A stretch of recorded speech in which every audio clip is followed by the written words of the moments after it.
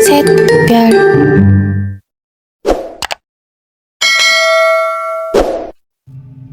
Kisah kali ini datang dari seorang bernama Devi, seorang mantan mahasiswa keperawatan. Dia sempat magang di sebuah rumah sakit tua di Jawa Tengah. Dan setelah 3 bulan di sana, Devi memutuskan untuk tidak pernah lagi bekerja di bidang medis. Alasannya ada di Bangsal 7. Tahun 2017, Devi menjalani magang sebagai perawat di rumah sakit umum. Rumah sakit tua peninggalan kolonial Belanda. Beberapa bangunan sudah direnovasi, tapi Bangsal 7 masih seperti dulu. Tembok kusam, jendela tua dengan tirai sobek, dan bau lembab yang menyengat. Tempat itu dulu dikenal sebagai ruang isolasi untuk pasien gangguan jiwa yang juga menderita penyakit berat. Devi bertugas di bangsal itu bersama perawat senior bernama Mbak Ayu. Sejak hari pertama, Devi merasa ada yang tidak beres. Lampu sering berkedip, termometer digital rusak setiap malam, dan bel pasien kadang berbunyi sendiri meski semua pasien sedang tidur. Suatu malam sekitar pukul 1.30, Devi sedang mencatat grafik suhu pasien.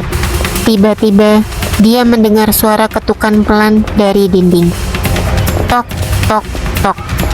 Awalnya ia mengira dari ruang sebelah.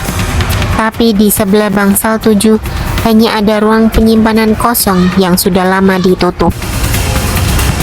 Ia bertanya pada Mbak Ayu. Perawat itu hanya menjawab dengan suara pelan. Biasanya mereka mulai jam segini. Devi mengira Mbak Ayu sedang bercanda. Tapi malam itu, ia juga melihat seorang pasien berdiri di pojok ruangan, menghadap tembok sambil bergumam. Saat didekati, pasien itu hanya berkata, "Mereka masih di dalam." Kejadian demi kejadian semakin aneh. Devi pernah melihat bayangan seseorang berjalan di lorong lewat pantulan kaca, padahal ia sendirian. Bel pasien bunyi, tapi saat dicek kamarnya kosong. Bahkan seorang pasien sempat kejang-kejang sambil berteriak, "Keluar dari kepalaku." Malam berikutnya, Devi sempat tertidur di ruang jaga. Dalam mimpinya, ia berada di ruangan gelap dan sempit. Suara bisikan memenuhi ruangan. "Bukakan pintunya. Kami tidak bisa keluar." Saat ia terbangun, jam menunjukkan 2:34. Dan ia melihat siluet seseorang berdiri di ujung lorong, menatap ke arahnya. Saat dikejar, sosok itu berbelok ke ruang penyimpanan. Tapi saat Devi membuka pintu, ruangan itu kosong. Hanya ada kursi roda tua dan jam saku yang masih berdetak. Merasa tidak kuat, Devi akhirnya bertanya langsung pada kepala perawat.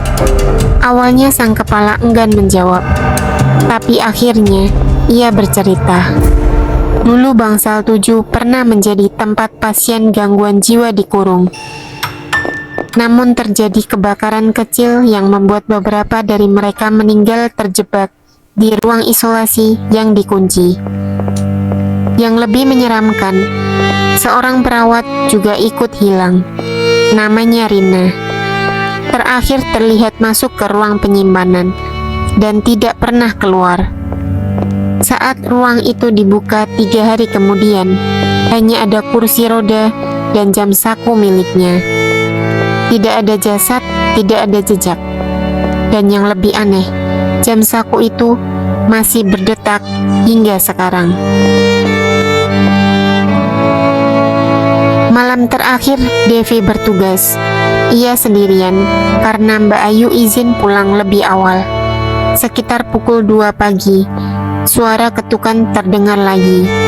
Tapi kali ini dari dalam lemari obat. Dengan tangan gemetar, Devi membukanya perlahan. Di dalamnya tidak ada apa-apa, kecuali jam saku yang sama. Saat ia menyentuh jam itu, ia mendengar suara-suara seperti banyak orang berbisik di telinganya. Tiba-tiba alarm pasien menyala. Devi berlari ke kamar itu, tapi saat membuka pintu, kamar itu kosong. Tempat tidur bersih seperti tak pernah dipakai. Ia berbalik dan ada seseorang berdiri tepat di belakangnya. Sosok perawat wanita dengan wajah penuh luka bakar. Devi pingsan di tempat. Saat sadar, ia sudah ada di UGD. Menurut dokter, ia ditemukan tergeletak di lorong bangsal 7 sendirian. Tapi anehnya, CCTV di lorong tidak menunjukkan siapapun di sana. Tidak ada Devi, tidak ada siapa-siapa, hanya lorong kosong dan suara ketukan samar dari dalam dinding.